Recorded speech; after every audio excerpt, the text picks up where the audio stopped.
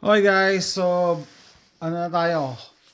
Bag reveal, bag. So, yung binili ko sa Haul, Haul reveal. Kung ano yung nabili ko dun sa Texas State Surplus Store sa Austin, Texas. So, lilinawin ko yung mga items doon, yun yung mga kinumpis ka sa airport ng TSA. So, sabi nila iba, kinumpis ka tapos ibebenta rin pala. Well, kasi legal naman sila. Ang bawal lang pag isasakay mo sa eroplano. So, yun lang yun. Okay, so and nagulat ako, no, hindi sila gumagamit ng plastic bag. Anyway, Liberal Austin. So, yan, pwede natin ma-reuse. Ano yung mga binili ko? Tatlo yung pinagpipilian ko magazines. Dalawa lang ang binili ko. So, una, 1911 45 ACP na magazine. Yan. 8 rounds. Made in, Garba to? Made in Brazil. So, ano to? Taurus to na, 1911 na magazine. Ano nga natin? Ayan, natin ilaw. Yan. And pangalawa, Beretta 92. Kasi nalagay, Beretta, government use only. Kaso nakakainis lang dito, nilagyan nila ng stamping para 10 rounds lang siya eh. Dapat 15 to eh. Nilagyan nila ng limit. Ito. So 10 rounds lang to. Kaya ako binili ito kasi maraming mapaggagamitan ng Beretta 92 na magazines eh. Konting adjustment lang dito, magagamit mo na. Sinukat ko na to sa doon sa Stoger. Bubutasan ko lang siya sa taas ng konti. No, syempre hindi natin pwede ipakita sa YouTube 'yun. Ayaw ni YouTube na mga ganun. So dalawang magazine. Tapos ito pa pala, no, kwento lang. Nung tumitingin ako ng magazines, may bumulong sa likod ko. Staff pala nung store, sabi sa akin, if you want to check if it fits your gun, you can bring it to your car, check, test fit, and then come back. Nagulat lang ako kasi sabi ko, paano niya nalaman na nagkikerry ako ng baril? Siguro ina-assume niya na lahat na titingin ng magazine may baril. So akala niya bumibili ako para sa carry pistol ko. No? So yan. Ito ang binili ko. Dalawang magazines lang. So 10 ang isa. 10 ang isa. Nung pag-uwi ko nga, nakamura ba ako? Kasi ito, mahirap maghanap ng 1911 eh. So ito siguro nakamura ako. Ito, mura pa rin. Mahal to sa eBay eh. No? Pwede ito sa pwede ito sa Canik, pwede sa Stoger, pwede dun sa meron pa mga ibang baril na pwedeng paggamitan. Syempre, yung Taurus PT92, tsaka syempre yung Beretta 92. Pero may iba pa siyang pwedeng paggamitan. Kaya kinuha ko na rin. Yung Sky hindi ko na kinuha. Although mahirap maghanap ng Sky, bihira ako naman gamitin. Tsaka ayoko yung Sky. Nainis ako dun eh. Malakas ang recoil. Okay, so yun lang. Yan ang nakuha kong magazines. Okay, next. Multi-tool. Isa lang. Kumuha lang ako ng isa. Kumuha lang ako ng isang multi-tool. Yung maayos lang. Yan spring-loaded. No brand. No. Namahalan ako doon sa Leatherman eh. Leatherman $40 eh. Used na yun Sabi ko okay. So mga ganito, iniiwan ko lang sa kotse. Hindi ko na nilalagay na EDC ko kasi mabigat magdala nito sa on body carry. Singit ko lang doon sa glove compartment. Pag emergency may magagamit. Okay, ano yan? Kano ba? Nakalimutan ko na kung $2 to o $3. Mura lang siya eh. Kasi no name brand eh. Wala naman siyang brand. So, yan nga. Pliers. Paano mo pala alabas ito? File. Ito pa, mga okay, bottle opener. Tsaka ito malamang yung knife. Knife na may serrations. Ito may isa pang knife, wala namang serrations. Tapos Phillips screwdriver, yun lang.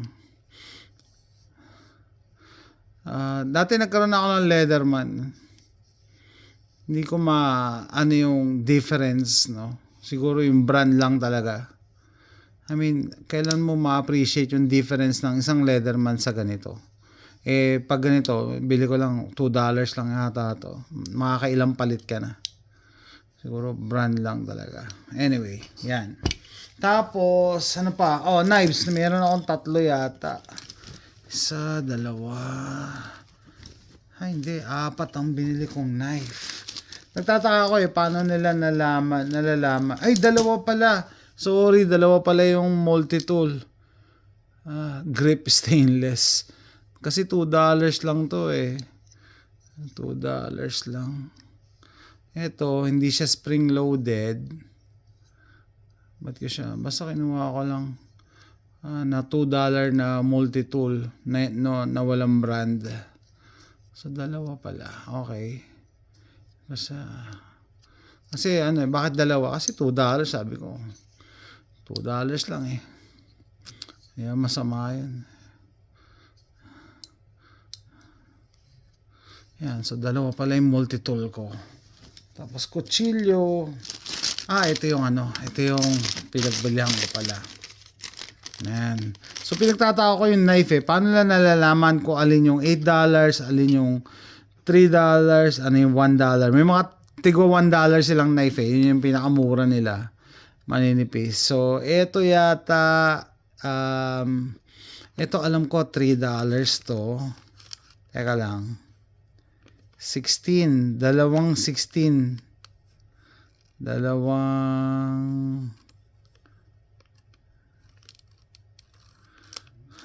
Assorted $8 na knife. So 8 yung 3.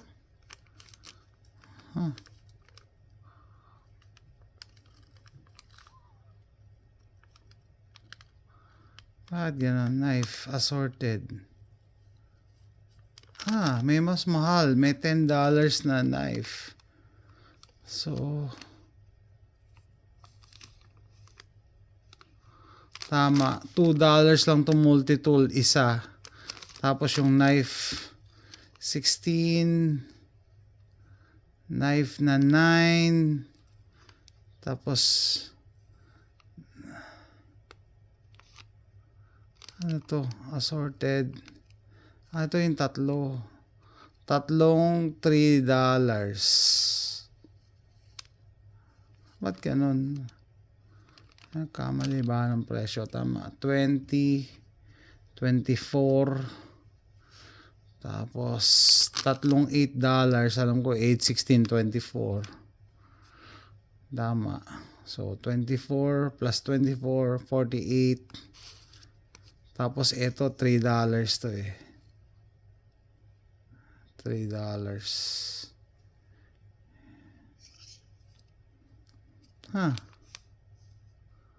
$3 at saka kamali. Ewan ko, ba't ganun? So, alam ko $3 to Simulan natin sa knife, no? So, itong knife na to, kaya ako naman siya binili kasi $3 lang siya. Tapos, solid yung lockup.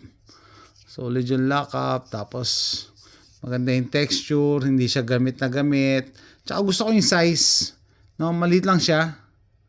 So, O'Reilly ang tatak. So, yung dito, auto parts store. Liner lock. Yan. Tapos, pag natupi siya, mas lalo siyang maliit. Kaya sabi ko, okay, $3, di na masama. Tapos, mukhang bago pa. Yan. So, etong tatlo, $8 to. Husky. Kaya ako naman to, tatakto ng Home Depot. Kaya ako naman itong binili kasi gusto ko rin yung lockup. Tapos yung release niya dito, pe-press mo lang siya dito para mag-release, no? Maganda rin yung texture ng body, tas yung belt clip. $8.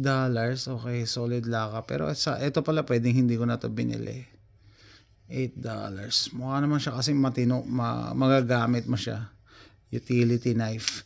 Ito, kaya ako naman to binili kasi yung tatak niya, Smith & Wesson. Smith & Wesson, alam niyo naman, gun guy ako. So, may Smith and Wesson ako mga baril. Sabi ko, okay, $8 na Smith and Wesson knife, pwede na. Ayan. Mukha namang mahigpit pa yung lock-up niya, liner lock. Tsaka mukha namang hindi siya gamit na gamit, pwede pa tong linisin. Pwede ko pa tong pakintabin. So, binili ko to basically dun sa tatak Smith and Wesson. Yan, Smith and Wesson. Okay din oh. Ito, parang rubberized ng part na to. Ito, hindi ko alam kung anong, pwede ba tong glass breaker, liner lock. So, dun sa video ko, nung store, sabi, may Amerikano nag-comment, I can't believe you chose that Gerber over another brand. The reason kung ba't ko binili to, sa tingin nyo bakit? Kasi nagustuhan to ni AJ si Bunso, sabi niya bilhin ko daw, dad buy it. Okay, sige. Hindi naman talaga ako expert sa mga knives, no? Pero syempre, minsan lang magka-interest yung anak ko. Nagustuhan niya kasi yung design ng Gerber, no? Minsan lang magkaroon ng interest ng anak ko, di sana pagbibigyan ko na $8 lang naman. So ito na yung binili ko, no? Ang alam naman natin mga mamahaling knife, yung mga Benchmade, di ba? Mga ganon. Hindi naman ako bibili talaga ng mga ganon. Sabi ko, sige, something unique na lang. Unique kasi yung design Ayan pwede mo siyang i-fidget Tapos nakalock sa kamay mo pag ginamit mo. Talaga hindi mo siya mabibitiwan. Nakuha niya yung attention ni AJ Siyempre, as a father, gusto ko rin magkaroon yung interest yung anak ko sa mga hobbies ko, sa mga collections ko. Kaya sabi ko, sige, bilhin ko na. No? So, eto, pwede ko to i-give up. Pero eto hindi, kasi special. Si AJ pumili nito Yan. Yung reason ko ba't ko to binili. Gusto ko ni Bunso Tsaka may masikip pa yung lock-up niya. Hindi siya gamit na gamit. So, yan na. No? Teka. Saan pala yung mga receive? Okay. Kaya pala nagtataka ako. Kinlassify din nila na knife yung mga multi-tool, $10. So, hindi pala yung kasama. So, teka lang, gusto ko lang talaga, nakikurious lang ako, kala ko nag-overpay ako So, sa presyohan na to, $6, $9. Tama. So, eto pala, tama. 10, 10, 2, 2. So, ito, 10 ang isa, $2 ang isa. Ito pala magkaiba. So, kasi ito, $3 lang to So, ito yata 6 lang. $6 pa lang to. Okay naman pala. $6 lang to. So, pwede ko to iwan sa kotse. 3 kotse namin, kaya okay lang yan. So, 6, tsaka 3, 9. Tapos, tama, itong dalawa, 8, 8. Yun, kala ko na nalugi ako So, meron pa. Ito, last but not the least, ito, mga Victorinox na tigwa $1. No? Nakakatuwa lang kasi $1 lang siya. And, sinubukan ko na meron akong dalawa na nilinis. Ginamitan ko ng nilinis ko. Ay, meron pa pala ako nito. Teka, bakit ganun? Bakit ganun? May isa pa pala akong binili na isa. Kasi dito sa 9 lang, knife ang classification So, ito pala yung $9. $9 pala to. Victorinox original. Pangarap ko dati to nung sikat si MacGyver. So, ito yung $9. Yung 20, yung magazine. 16 tong kutsilyo.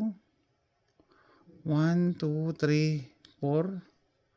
16, 4, Alam ko, ito, 8, 8 Tama. So, mura lang pala.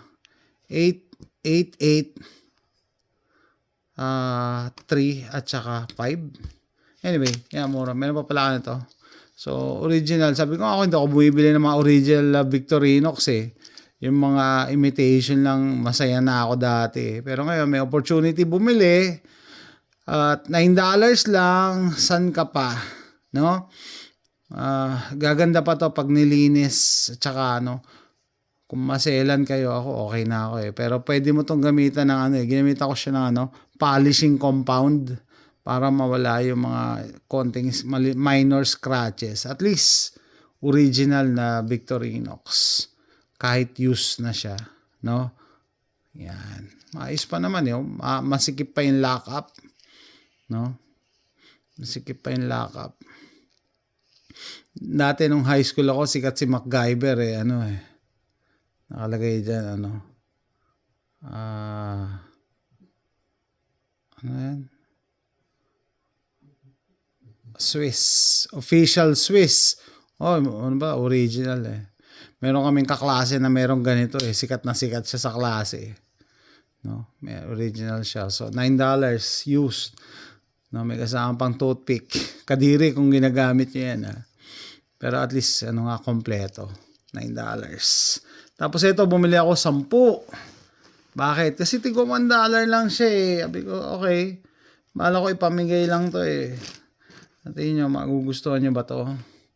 $1, hindi masama. At least nga, sabi ko, kung hindi ka maarte na use siya, at least original siya na Victorinox. Pumili na ako na medyo maayos-ayos, pero pwede pa tong linisin, pwede pang pakintabin.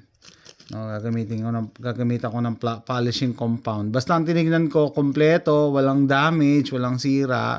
Kompleto pati yung toothpick. No, kompleto. Pero may nabibili ng toothpick sa eBay yata, replacement. Para lang kompleto yung yung item nyo. So okay naman. So I think sa February 1 babalik kami ng Austin. Baka bumili pa uli ako nito. Gulat si Mrs. Sabi niya, ba't umabot ng $60 yan? Sabi ko, hindi, kasi may magazine eh. Pero kahit pa paano, no, isang bag, magkano yung total? Total ko is $63.57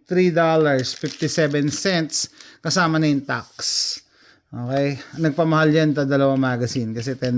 Saka ito yatang dalawa. Okay, so ayan. Bigyan natin yung sample. Meron na akong ditong pinalish. Ito, medyo makintab na to. Oh. Kahit paano, at least may original na Victorinox. Yan. File. Hindi ko pa nalilinis. Ayan, may file dito. Kutsilyo, hindi ko pa yung nalilinis. So, ibig sabihin nito guys, kung babiyahe kayo, no, eroplano, huwag kayong magdadala nito kasi kukumpiskahin lang sa inyo to sa airport. And then, dito sa US, binibenta lang din. No, kinukumpiska to. Kung babiyahe kayo, dapat check-in, hindi carry-on. So, ayan, ang mga items na nabili ko. Okay ba to? $1 lang na ito, hindi ko pa ito napapakintab. Pare-parehas ba sila? Parang ito, medyo makapal makapal to. Hindi pala sila pare-parehas. Ito makapal May iba pa siyang laman. Kesa dito sa mga ganito, mas simple lang. Okay. So, okay ba to? Pamigay. Let me know what you think. Yan, baka bumili pa ako niyan. Natutuwa ako kasi original na Victorinox eh. Yan siya. Ito pwede tayo bumili nito, madami pa. Lalo na sa Pilipinas. Sabi ko sa inyo, yung pagbibigyan ko nito sana matuwa. Kasi ako nga never ako nakatikim ng Victorinox eh. Puro lang imitation. Yan. Ito, kita ko blue pero maayos pa rin eh. Kompleto naman siya. Tsaka mo hindi naman to ginagamit eh. Yan. Okay guys, yan yung binili ko doon sa Texas State Surplus Store. Mga kinumpis ka sa airport ng TSA. Mga taong bumiyahe kasama to, no? Hindi nila alam bawal bumiyahe sa airport. Kung ibabiyahe nyo to, check-in. And yung mga magazines pala, may kasama to ng mga airsoft, airgun na magazines, pati yun, kukumpiskahin sa inyo. No? Kung hindi nyo alam ang policies, tawagan nyo ang airport bago kayo bumiyahe. So, yan guys, ito yung aking haul, HAUL, dun sa visit ko. Babalik ako sa February 1. Hopefully makabalik pala ako. So, guys, okay ba? Let me know what you think. Hindi naman talaga ako expert sa mga knives, pero nagko-collect din ako. Basta gusto para sa akin utilitarian, magagamit ko talaga. Ito magagamit ko to. Madali pa tong itago kasi maliit. Ito naman natuwa si AJ. Kasi yung shape niya. Gerber. Okay guys, that's it. By the way, wag niyong kalimutan, Tito Boy's Beef Jerky. No, kung nandito kayo sa US, support natin yung kababayan natin from Las Vegas. Use my coupon code PNMyPrepper20 for 15% off. So, that's it guys. Thanks for watching. Bye.